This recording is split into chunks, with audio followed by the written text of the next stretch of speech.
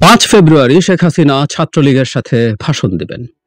এই পরিস্থিতিতেই ৩২ নম্বর বাড়ির দিকে জনগণ যেতে শুরু করে। এটা এক ধরনের চাপ বলা যেতে পারে যে তুমি যদি ভাষণ দাও তাহলে আমরা এটা করব। কিন্তু শেখ হাসিনা সেই চাপ গ্রহণ করলেন না, তিনি একটা ভাষণ দিলেন।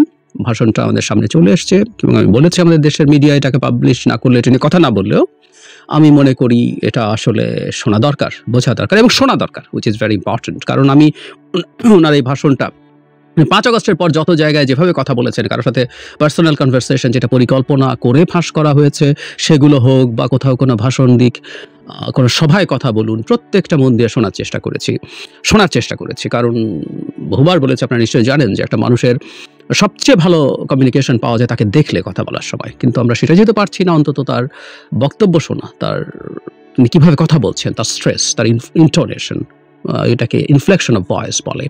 সো আমি শুনেছি এবং আমি একটা খুব স্পষ্ট ভিন্নতা দেখতে পেয়েছি। আমি এই জায়গাটায় আসবো। আমি আবারও বলছি, ৫ আগস্টের পরও তার অন্যান্য ভাষণ যেমন ছিল সেই তুলনায় এর মধ্যে একটা স্পষ্ট ভিন্নতা আছে। শেষ অংশে সেটা বলবো। কি বললেন আসলে আমরা প্রেডিক্ট করতে পারি উনি কি বলবেন। ওনার স্বজন হারানোর বেদনা আমরা দীর্ঘদিন ধরে শুনেছি। তার বাবা, তার পরিবারে কি হয়েছে খুঁটিয়ে প্রত্যেকের বর্ণনা সেগুলো বলছেন।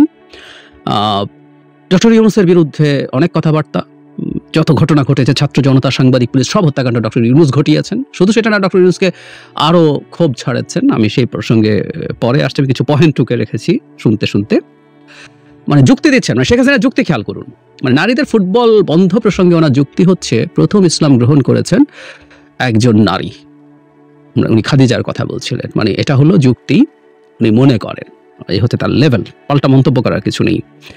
শিক্ষকরা বিভিন্ন জায়গায় অপমানিত হয়েছে, স্টুডেন্টরা শিক্ষকদেরকে ধরে পদত্যাগ করিয়েছে, তাদেরকে স্কুল থেকে বের করে দিয়েছে। কোনো ক্ষেত্রে বা কিছু ক্ষেত্রে এটা ঘটেছে, বিশেষ করে শেখ হাসিনার পতনের পর, উচিত হয় নাই। এবং আবার শিক্ষক কি নিয়ে প্রশ্ন আসে, মানে শেখ হাসিনার সময় বহু আওয়ামী ডাকাত শিক্ষক হিসেবে বসে গিয়েছিল, তারপরও যেভাবে তাদেরকে পদ থেকে সরানো হয়েছে এটা অসুন্দর হয়েছে, এটা অন্যায় হয়েছে।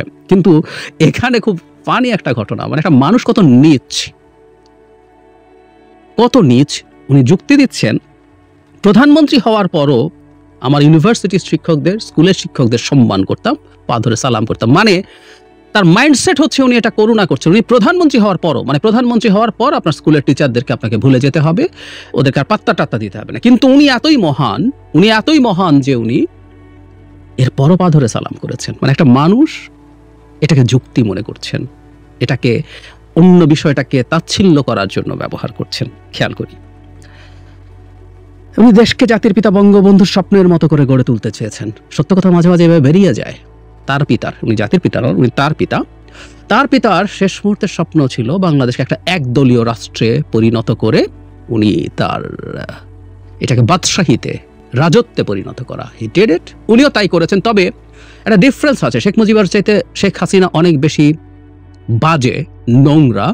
কারণ শেখ মুজিব যা করেছেন প্রকাশ্যভাবে, সৎভাবে করেছেন। উনি কনস্টিটিউশনে 4th অ্যামেন্ডমেন্ট করে এটাকে একদলীয় রাষ্ট্রে পরিণত করেছেন। শেখ হাসিনা কার্যত তাই করেছেন, কিন্তু প্রতারণামূলকভাবে, গণতন্ত্রের মুখোশ রেখে। এটা আরো বিভৎস, আরো জঘন্য। ক্রমাগত এলডিসি গ্র্যাজুয়েশনের কথা বলেন। আমি আগের ভিডিওতে বলেছি তার বাপ নাকি এলডিসি বানিয়েছেন বাংলাদেশকে। বাংলাদেশ মানে এলডিসি নিচে কি ছিল সেখান থেকে এলডিসিতে উত্তরণ হয়েছে। আমি বলেছি বাংলাদেশ একদিনও এলডিসি থাকার কথা না, এবং দফায় এলডিসি গ্র্যাজুয়েশনের কথা বলছি। এবং আমরা এটা জানবো, বাংলাদেশের এত এই যে সকল উন্নয়নের বয়ানের জন্য ঢাকঢোল পিটিয়ে এটা করা হয়েছিল, পারলে এটা আরো স্লো করা দরকার ছিল। নেপাল এটা পিছিয়ে দিতে বলেছে, আমরা অনেকে দেখেছি নিশ্চয়ই। কারণ এটা গেলেই আমাদের অনেক ট্যারিফ সুবিধা চলে যায়। 26 সাল হচ্ছে আমাদের গ্র্যাজুয়েশন, আরও 3 বছর মানে 29 পর্যন্ত আমাদের যাবতীয় সমস্যা মূলত শুরু হবে 29-এর পর। কারণ 26 এলডিসি গ্র্যাজুয়েশন হলেও যে এলডিসি হিসাবে আমরা যেসব সুবিধা পেতাম বিভিন্ন ক্ষেত্রে, সেগুলো 29 পর্যন্ত বলবৎ থাকবে। এরপর এটা আসলে চলে যখন যাবে, আমরা বড় বিপদে পড়তে যাচ্ছি। কপিরাইট, ট্যারিফ সুবিধা সব উঠে যাবে। আমরা যদি আমাদেরকে এর মধ্যে যোগ্য করে তুলতে না পারি, আমরা ভয়াবহ বিপদে পড়ব। ক্রমাগত যে কাজটা করছেন এটা সিন্ডিকেট, আমরা এই ব্যাপারে সতর্ক থাকবো। আওয়ামী লীগের হয়ে যারাই কথা বলছেন একই কথা, মানে ভার্বাটিম, আগের বারও যা বলেছে এবারও তা। পুলিশকে নিয়ে এটা করা হয়েছে, ওটা করা হয়েছে, প্রেগনেন্ট পুলিশকে এই করেছে সেই করেছে, মিথ্যাচার। এটা ক্রমাগত হচ্ছে, এটা ক্রমাগত হবে। মানে পুলিশকে ডিমোরালাইজ যত করে রাখা যায়, আমাদের স্টেট, আমাদের সরকার ততই ঠিকঠাক মতো ফাংশন করতে পারবে না। সো এটা একেবারে পরিকল্পিতভাবে হচ্ছে, ভবিষ্যতে আরো হবে, আমরা নিশ্চিত থাকতে পারি। এবং এই পুলিশের বিচার হচ্ছে না কেন এই কথা বলেও উনি দারুণ ন্যায় বিচার খেলা দেখানোর চেষ্টা করছেন। মাঝে মাঝে বলেন এবং সবচেয়ে এটা বলার পর আসলে হাসি চলে এসছে, আপনারা শুনবেন।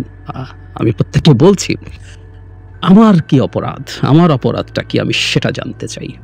মানে উনি ওনার অপরাধটা কি সেটা জানতে চান। মানে একটা মানুষ এরকম প্রশ্ন করতে পারেন তিনি মনে করছেন, সেটা ইন্টারেস্টিং। মানে এটা উনি যদি ট্রুলি ফিল না করেন বা ফিল করেও যদি থাকেন, এটা বলা যায়। Very interesting. কিছু বলতে চাই না আর এই প্রসঙ্গে।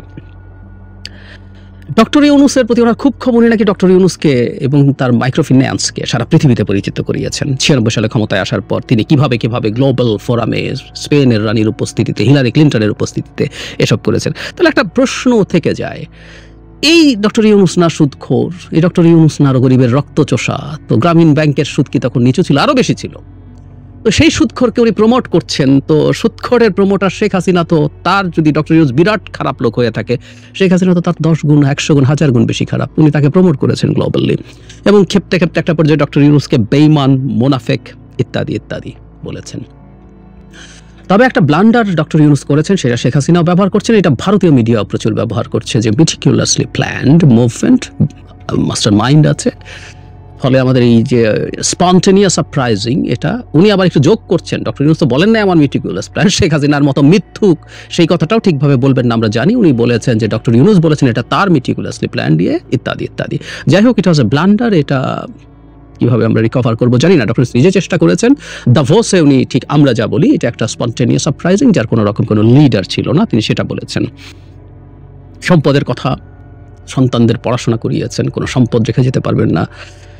মানে তারা কত বিলিয়ন ডলার চুরি করেছেন, ডাকাতি করেছেন আমরা জানি। কিন্তু দেশের মধ্যে এই বাগান বাড়ি, বিরাট বিলাসবহুল পূর্বাচলের প্লট সব তো বেরোচ্ছে এখন, অথচ কারো জন্য কিছু রেখে যাননি। লেখাপড়া করে করবে 32 নম্বরের বাড়ি তিনি আর তার বোন জনগণের জন্য ট্রাস্ট করে দিয়ে দিয়েছেন।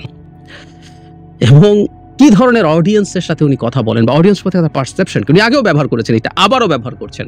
ডক্টর ইউনূস যে গণভবনে গেলেন, ওখানে গিয়ে উনি চুরি করেছেন, এই ধরনের মন্তব্য উনি করছেন। 32 নম্বরের কথায় তার একটু মনে হলো গলা ধরে আসলো, কিন্তু আমি এটাকে পাত্তা দিতে চাই না। সাইকোপ্যাথ, মানে এই অভিনয় উনি করতে জানেন। কারণ বছরের পর বছর, 50 বছর পর স্বজন হারানোর বেদনা তিনি বলার সময় কাঁদার অভিনয় করেন কথাটা আমরা বলবো। উনি এটা বেচেন, তো তাই অভিনয় করেন কথাটা বলতে বাধ্য হচ্ছে এত বছর পর। মর্মান্তিক ঘটনা, কিন্তু 50 বছর পর প্রতিবার বলার পর কাঁদা আসে না। উনি কাঁদার অভিনয় করেন, ওনার স্বার্থের জন্য করেন। এখানেও তাই হলো। বাড়ি ভেঙে ফেলা হচ্ছে, বাড়িটাকে কেন এত ভয়? দেশের মানুষের কাছে উনি বিচার চাইছেন, দেশের মানুষই আসলে এই কাজটা করেছেন। আমরা কি আপনাদের জন্য কিছুই করিনি? অন্ন বস্ত্র বাসস্থান চিকিৎসার জন্য কিছুই করিনি? ছাত্র সমাজের কাছে বিচার চায়, জনগণের কাছে বিচার চায়, যাদেরকে ভুল পথে নিয়ে যাওয়া হয়েছিল ইত্যাদি ইত্যাদি বলা হচ্ছে। এবং তিনি এটাও বলেন যে এটা ভাঙলে আমরা আবার গড়তে পারবো। ভাঙাই যায়, ইতিহাস ভাঙা। হ্যাঁ, ইতিহাস ভাঙা যায় না। ইতিহাসের জায়গায় মুজিব থাকবেন, শেখ হাসিনাও তার জায়গায় থাকবেন ফর শিওর।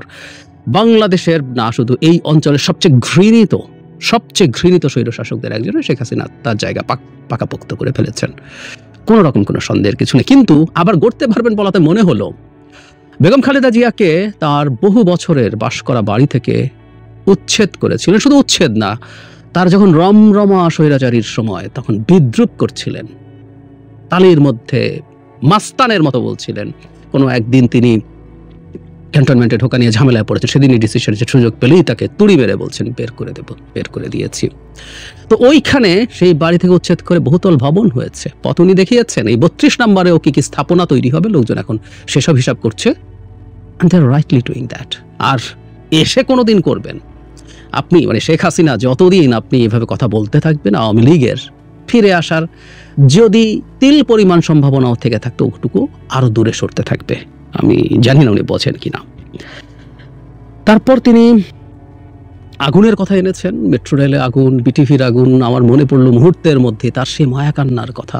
সে মায়াকান্নাও আমাদের মুভমেন্টে দুর্দান্তভাবে আগুন জ্বালিয়ে দিয়েছিল। আবারও উনি এটা বলছেন।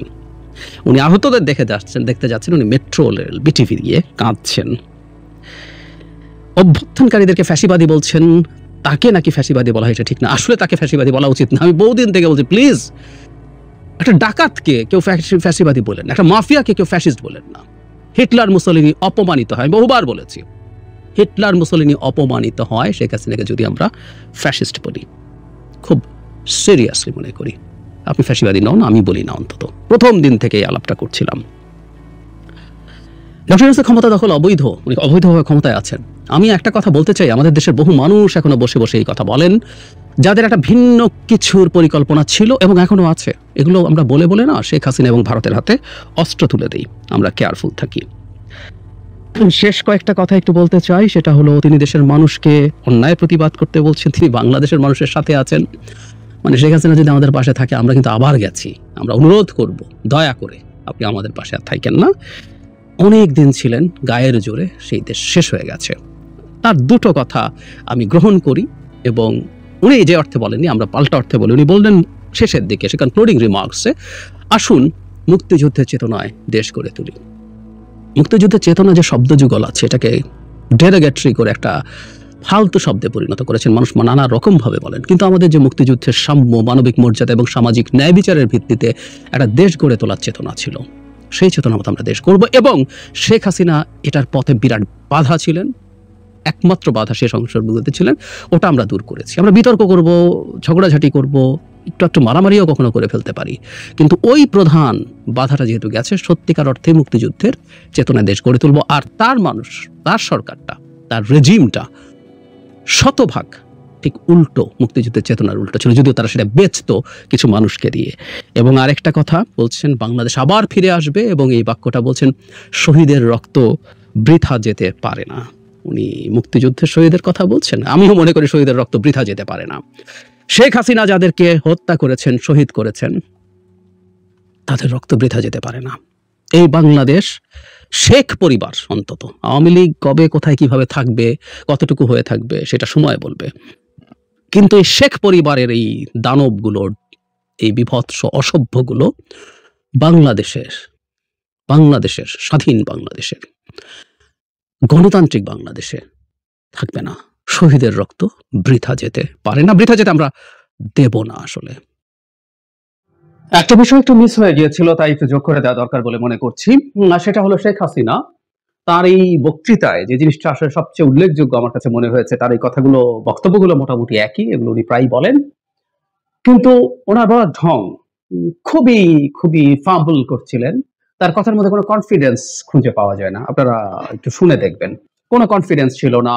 এবং বহু ক্ষেত্রেই তিনি শব্দ হাতড়ে বেড়াচ্ছেন, মনে হলো তিনি তোতলাচ্ছেন, এবং কনফিডেন্ট না। মানে এটা হলো সবচেয়ে গুরুত্বপূর্ণ ব্যাপার। আমার কাছে মনে হয় শেখ হাসিনা যে ভেতরে ভেতরে একেবারে ক্র্যাশড হয়ে গেছেন, ধ্বংস হয়ে গেছেন, সেটার একটা খুব চমৎকার বহিঃপ্রকাশ হতে পারে তার এই ভাষণটা। এবং যখন তার দলের পান্ডাদেরকে উজ্জীবিত করার প্রয়োজন, তখন এই ধরনের ভয়েস নিয়ে কথা বলা নিয়ে আসলে টেকনিক্যাল সমস্যা আছে বলে আমি মনে করি। তাদের দলের এবং তার এই ব্যাপারগুলো ভাবা দরকার। তাকে কেউ বুদ্ধি দেওয়ার মতো সাহস কারো আছে কিনা জানি না। তিনি তার যথেষ্ট কনফিডেন্স এবং সাহস রিগেইন করার আগে কথা না বলা ভালো। আর আমি নিশ্চিত যদি তার চেহারা দেখা যেত, এরা এই কারণে এখন চেহারা দেখান না বলে আমি বিশ্বাস করি, তার মধ্যে দেখা যাবে যে তাদের বিধ্বস্ত তারা পুরোপুরি হয়ে আছে। সুতরাং মুখে যাই বলুক, এই করব সেই করব, আমরা আবার ফিরে আসব, তারা আসলে বুঝে গেছেন খুব লম্বা সময়ের জন্য তারা, খুব লম্বা, এই লম্বা কতটা হবে আসলে ডিপেন্ড করবে আমরা কিভাবে আমাদের দেশটা চালাই। আমরা যদি মোটা দাগে, অনেক ভালো হওয়ার দরকার নেই, মোটা দাগে দেশে সুশাসন নিশ্চিত করতে পারি, গণতন্ত্র নিশ্চিত করতে পারি, অ্যাটলিস্ট নির্বাচনটা ম্যানিপুলেট না করি। শেখ হাসিনা বহু দশক, শেখ হাসিনা, আওয়ামী লীগ, তার পরিবারের সদস্যরা বহু বছর এই দেশের ক্ষমতার আশপাশেও আসতে পারবে না। কিন্তু যেভাবে তারা করছেন, তারা এটা করে তাদের দলকে মোটিভেট করে কিছু ঝামেলা করানোর যে চেষ্টা, আসলে এখন যাবতীয় চেষ্টা হচ্ছে মূল তাদেরকে মাঠে নামানো, কিছু কেওস তৈরি করা, কিছুতে কেওস তৈরি করে নিজের কিছু গুরুত্ব ভারতের কাছে দেখানো, এবং কিছু কেওস তৈরি করে ইন্টারন্যাশনালি কিছু মনোযোগ পাওয়ার চেষ্টা করা, সরকারকে ঠিকমতো ফাংশন করতে না দেয়া। এইগুলোই তার এক ধরনের অক্ষমের প্রতিশোধ বলি না আমরা, অক্ষমের প্রতিশোধের চেষ্টা, সেটুকু, এর বেশি কিছু না। কিন্তু এরকম কনফিডেন্সলেস, তোতলাতে তোতলাতে কথা বলা, শব্দ হাতলে বেড়ানো, আর কি কি করেছেন ম্যানিফেস্টোর মতো বিরাট সব লম্বা লম্বা কথা, ওই করেছি সেই করেছি, মানে ভাবটা এরকম উনি নির্বাচন করতে যাচ্ছেন। যাই হোক, এসব করে আসলে কিচ্ছু হবে না।